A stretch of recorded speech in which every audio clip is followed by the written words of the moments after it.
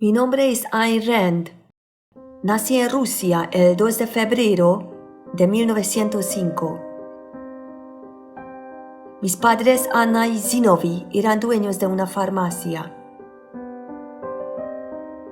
Cuando tenía 12 años, mis hermanas y yo observamos la revolución comunista desde la ventana de nuestro departamento.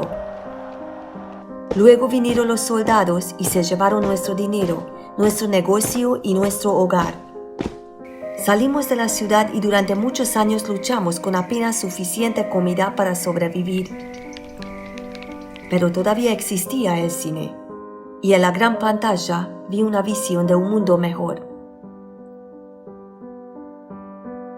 Estados Unidos era un lugar donde me tratarían como un individuo, un lugar donde podía seguir mis sueños. Y entonces viajé para allá. Viajé desde Nueva York a Hollywood, donde conocí a mi esposo Frank. En este momento soy una máquina de escribir.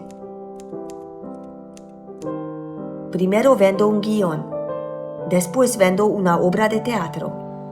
Estoy en Broadway. Convierte mi obra en una película y arruinan todo.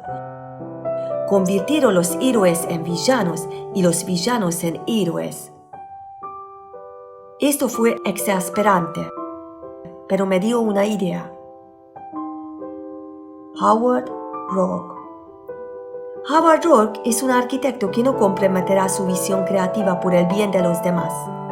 Preferiría tomar un trabajo rompiendo rocas en una cantera a romper su integridad. Debido a que su integridad y su genio, esto fue el origen de su éxito. Aquí desarrollé la idea del egoísmo como autoestima, creer en uno mismo. Y ahora tenía que creer en mí misma, completamente. 12 editores rechazaron The Fountainhead. Al final fui reivindicada. The Fountainhead fue publicado. Hicieron una película con Gary Cooper y Patricia Neal. Estoy de vuelta en Hollywood. Pero en Rusia, millones mueren mientras el comunismo destruye ese país y envenena a otros países.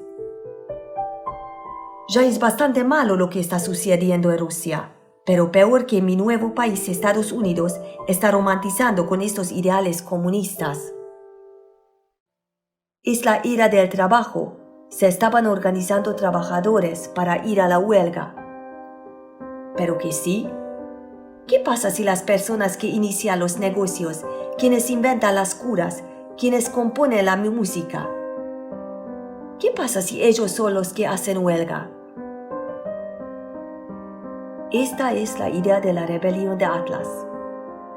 En la rebelión de Atlas escribí sobre un futuro terrible donde los valores y la política que convirtieron a Rusia en un infierno comunista y convirtieron a Alemania en una pesadilla nazi, estaban en aumento en Estados Unidos. Mi heroína fue Dagny Taggart. Dirigía una empresa ferroviaria, a pesar de ser mujer, que algunos decían que no podía hacerlo.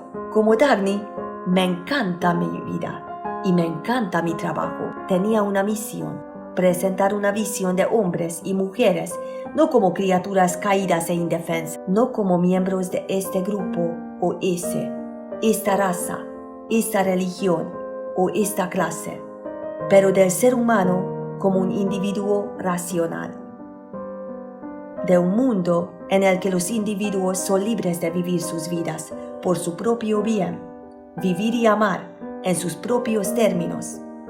Una sociedad que celebra el logro, la dignidad, el respeto, la honestidad y el amor. Yo viví esta vida. Logré mis sueños. ¿Lograrás cumplir los tuyos?